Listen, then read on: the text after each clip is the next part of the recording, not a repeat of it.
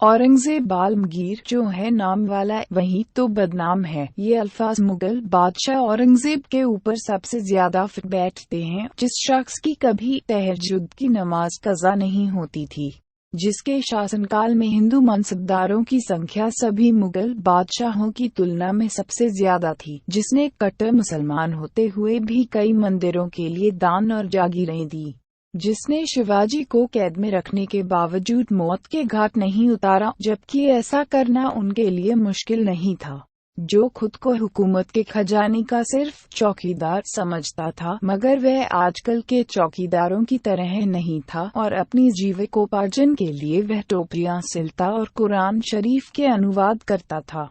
औरंगजेब ऐसा बादशाह है जिसके साथ इतिहास और तास्सुबी इतिहासकारों ने कभी न्याय नहीं किया। एक ऐसा बादशाह जिसे भारतीय इतिहास में सबसे ज्यादा बदनाम किया गया है, मगर जो अपने खानदान के तमाम बादशाहों में सबसे ज्यादा मुत्की, परहेजगार, इंसाफ पसंद, खुदा से डरने वाला, हलाल रिज़्क खाने वाला और तहज्जुद गुजार बंदा था। उस बादशाह का नाम है हजरत औरंगजेब रहमतुल्लाह अलैह, जिनका मज़ार पाक औरंगाबाद महाराष्ट्र में है। क्या यह आश्चर्य की बात नहीं है कि हिंदू धर्म के सिद्धांतों, कर्मकांडों का यथाविधि पालन करने वाले व्यक्ति को समर्पित हिंदू कहा जाता है। कार्ल मार्क्स के सिद्धांतों पर मजबूती से चलने वाले इंसान को समर्पित कॉमरेड कहा जाता है। बुद्ध के आदर्शों पर चलने वाले भंतेजी या बौद्ध को समर्पित बौद्ध कहा जाता है, मगर इस्लाम के सिद्धांतों पर चलने वाले आदमी को समर्पित मुसलमान नहीं कहा जाता, बल्कि उसे कट्टर मुसलमान की उपाधि दी जाती है। इसी भेदभाव का शिकार औरंगजेब जैसे बादशाह को भी होना पड़ा और आज तक उनके साथ ये लक़ब जुड़ा है कि वह एक कट्टर मुसलमान था, जो एक मंजने प्रतिदिन उतरवा कर ही खाना खाता था। जबकि इस बात के खंडन के लिए अंग्रेज इतिहासकार प्रोफेसर अर्नाल्ड ने अपनी किताब प्रीचिंग ऑफ इस्लाम में लिखा है, औरंगजेब के दौर के इतिहास में जहां तक मैंने तफ्तीश और पड़ताल की है, मुझको पता चला है कि कहीं भी किसी भी हिंदू को जबरदस्ती मुसलमान बनाए जाने का कोई प्रमाण नहीं है। मुंशी ईश्वरी प्रसाद अपनी मशहूर किताब तारीख़-ए-हिंद में लिखते हैं, परमात्मा की शान है कि औरंगजेब जितना रियाया का खैरख्वाह था, इतिहास में उसे उतना ही ज्यादा बदनाम किया गया है। कोई उसे जालिम कहता है, कोई खूनी, मगर हकीकत में वह आलमगीर का ही लक़ब पाने का अधिकारी है। भारत में मुसलमानों की हुकूमत करीब 600 साल तक रही। दिल्ली मुसलमानों की राजधानी थी, वहाँ हर तरह की ताकत मुसलमानों के हाथ में थी।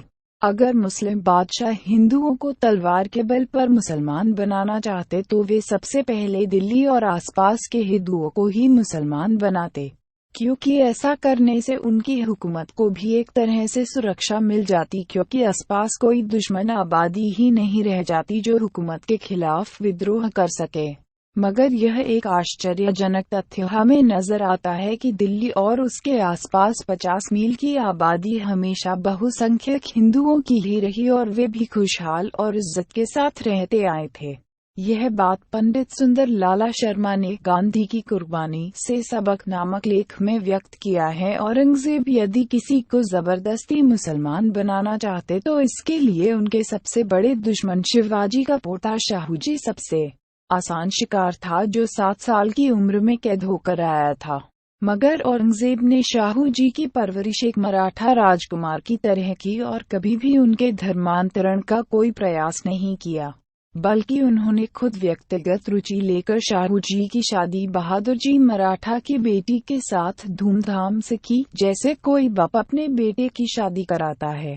नीचे की पंक्तियों में मैं औरंगजेब के वे तारीखी शब्द उद्धृत कर रहा हूँ, जो उनके ऊपर लगे कट्टरता और धर्मांतरण के आरोपों को पूरी तरह गलत साबित करते हैं और औरंगजेब की एक ऐसी छवि प्रस्तुत करते हैं जिसे इतिहास लिखने वाले अपराधियों ने हमेशा दुनिया वालों से छुपाने का गुनाह किया है। हजरत औरंगजेब आलमगीर रहमतुल्लाह अलैह के शब्दों में, संभाजी के इस बेटे शाहू जी की शिक्षा दीक्षा का प्रबंध किया जाए।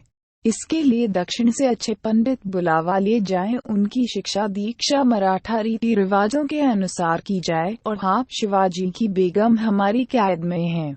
वे चाहें तो दक्षिण से अपने खास दास दासियों को अपने पास बुलावा सकती है जो एक राजा की बीवी के साथ रहा करते हैं।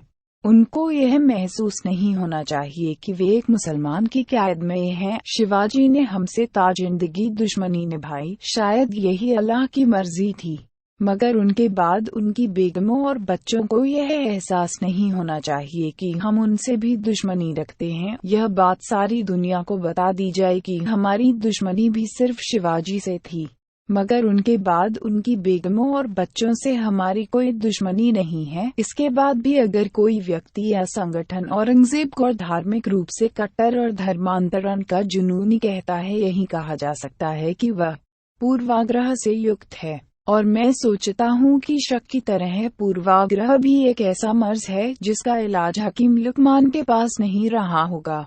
किसी सड़क पर से औरंगजेब के नाम की तख्ती को हटा लेने से इतिहास में उनके नाम की तख्ती पर कोई फर्क नहीं पड़ेगा। कलम जब निष्पक्ष होकर इस देश का इतिहास लिखेगी तो वह लिखेगी कि औरंगजेब कट्टर नहीं था, बल्कि जिन्होंने उनके नाम की तख्ती को हटाने का काम किया है वे सबसे बड़े कट्टर, धर्मांध, असहिष्णु और पूर्वाग्रही प्राणी थे।